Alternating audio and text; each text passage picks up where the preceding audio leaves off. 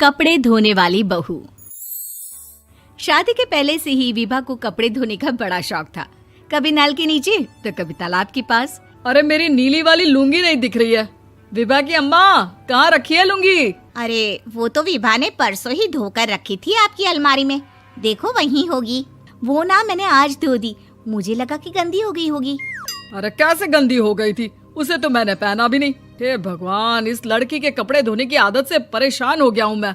जितना तो घर में राशन नहीं आता, उससे कहीं ज्यादा डिटर्जेंट पाउडर का खर्चा है। इसकी शादी करवा दो, शादी जाए अपने घर में ही करे काम, फिर चाहे घर के कपड़े धोने हो या पूरे गांव के। हाँ ठीक बोल रही हूँ, देखता हूँ मैं कोई लड़का। वो दिन भी आ जाता है जब विभा को देखने लड़के वाले आ जाते हैं। लड़की मुझे अच्छी लगी। होने वाली सास कहती है, बेटी अगर कुछ पूछना है तो पूछ लो। वैसे तो हमारी लड़की बहुत ही शर्मीली है, जो बोल दो वो मान लेती है, इसे क्या पूछना होगा। अरे कैसी बात कर रही हो माँ, मुझे इन लोगों के घर रहना है, सवाल तो कई है। हाँ हाँ बेटा, पूछ लो ना, क्या पूछना है। आप लोगों के घर कपड़े कौन धोता है? सास का मुंह बन जाता है। देखो, अगर तुम ये कहना चाहती हो कि तुम्हें कपड़े धोने नहीं आते तो सुन लो, कपड़े मैं ही धोती हूँ, लेकिन तुम्हारे आ जाने के बाद मैं रुमाल तक नहीं धोऊंगी। अरे चुप रहना भाग्यवान, बहू बेचारी घर आई नहीं, उसे डराना शुरू कर दिया। वो क्या है ना बिटिया, अभी तक तो ये कल्लू की माँ ही धोती थी, लेकिन अब तुम्हारे पापा तो दहेज में वॉशिंग मशीन देंगे ही। तभी विभा की माँ बोल पड़ती है, सवाल भी पूछा तो क्या। वैसे भाई साहब, मशीन की तो फिर भी कपड़े धोने की कैपेसिटी होती है। मतलब जो बिटिया दे रहे हैं ना विभा, इसे कपड़े धोने का बहुत शौक है। ये आप लोगों के क्या, आस पड़ोस गांव मोहल्ले सबके कपड़े धो दे और उफ तक ना करे। बाहर देखा नहीं आपने कितने कपड़े सूख रहे हैं? सब हमारी बिटिया ने ही तो धोए हैं। बस भी करो ना माँ, शर्म आ रही इतनी तारीफ सुनकर। और तो और एक दाग निकाल कर दिखाओ तो मान जाऊं। हाँ अच्छा, माफ करना बेटा, मैंने गलत समझा। हमें तो रिश्ता बहुत पसंद है। और ऐसे जुड़ जाता है रिश्ता कपड़े धोने का शौक रखने वाली विभा का। उसकी शादी हो जाती है कोयला फैक्ट्री में काम करने वाले कल्लू के साथ। शादी के बाद अचानक विभा चिल्लाती हुई सास के पास आती है। सासू माँ, अरे सासू माँ कहाँ है आप? ये तो धोखा है, धोखा दिया आप लोगों ने मुझे। इसे ससुर के चक्कर के बारे में पता चल गया। अरे तो उसमें तुझे क्यों धोखा मिला है? अरे नल में पानी नहीं आता, कपड़े कैसे कब धुलेंगे? अच्छा, तू पानी नहीं आ रहा उसकी बात कर रही है। तो आपने क्या सोचा? कुछ नहीं। अच्छा, तेरी माँ ने कहा था कि कपड़े धोने का शौक है तुझे, याद आया मुझे। शौक बोलकर कपड़े धोने वाले मेरे जुनून को कम ना आके सासू माँ, कपड़ा धोना मेरा गुरूर है।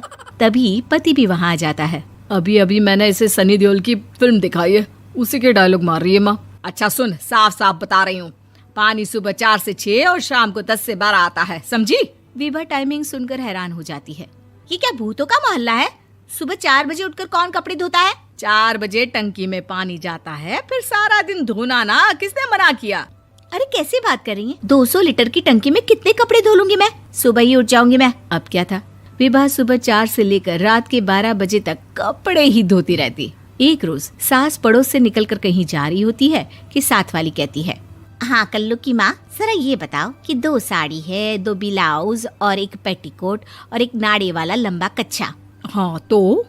अरे तो क्या, कितना लोगी धुलाई ये बताओ। धोबन दिख रहे हैं हम क्या? हमारे पति सरकारी नौकरी से अभी रिटायर हुए हैं और बेटा सुपरवाइजर है कोयला फैक्ट्री में। धोबन समझ रखा है हमें? हाय रे कल्लू की अम्मा, माफ कर दो, वो तो मोहल्ले में यही सब बता रहे थे कि तुमने बहू को कपड़ा धुलवाने के काम में लगा दिया है। सास को पड़ोसन की बात सुनकर गुस्सा आ जाता है। वो घर पहुंचती है जहां घर के बाहर ही इतने सारे कपड़े सूख रहे होते हैं जितने कि किसी धोबन के घर पर। अरे ओ कल्लू की दुल्हन, बाहर निकल। माँ जी यहीं आ जाओ, बाथरूम में चादर धो रहे हैं हम। अरे अभी हम धोते हैं, तुमको बाहर निकलो। ये आस पड़ोस वाले बोल रहे हैं कि हम बहू से कपड़े धुलवा कर उसे कपड़ा धोने वाली बना दिए हैं। अरे छोड़ो ना माँ जी, किन लोगों की बातों में आती हो? आस पास के लोगों का तो काम ही होता है कि वो किसी तरह सास बहू को लड़ा दे। बहू सारे घर के कपड़े धोती है, ये क्या कम है? बोलिए। सास को भी लग जाता है कि वो बहू का ये सनकीपन नहीं छुड़वा सकती, इससे अच्छा है कि खुद ही चुप हो जाए।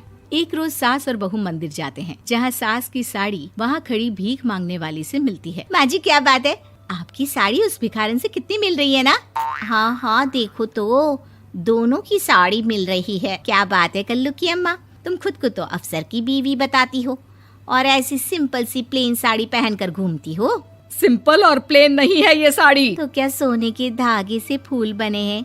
कुछ भी सासू माँ, कुछ भी। हाँ बने थे इस साड़ी में सोने के धागे से फूल। मेरे पति लेकर आए थे मद्रास से स्पेशली मेरे लिए 10,000 की।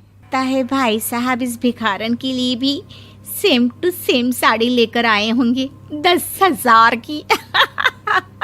सास उस वक्त तो कुछ नहीं कहती, लेकिन बहू के साथ घर आती है और अलमारी से एल्बम निकाल कर लाती है। ये साड़ी देख रही है, ये वही साड़ी है जिसे मैंने अभी पहना था। इस साड़ी में ये जो चमकदार फूल दिख रहे हैं ना, ये सोने के धागों से काढ़े गए हैं। लेकिन तू लोकल वॉशिंग मशीन ब्रश से घिस घिस कर सारे फूलों को निकाल कर साड़ी प्लेन कर दी।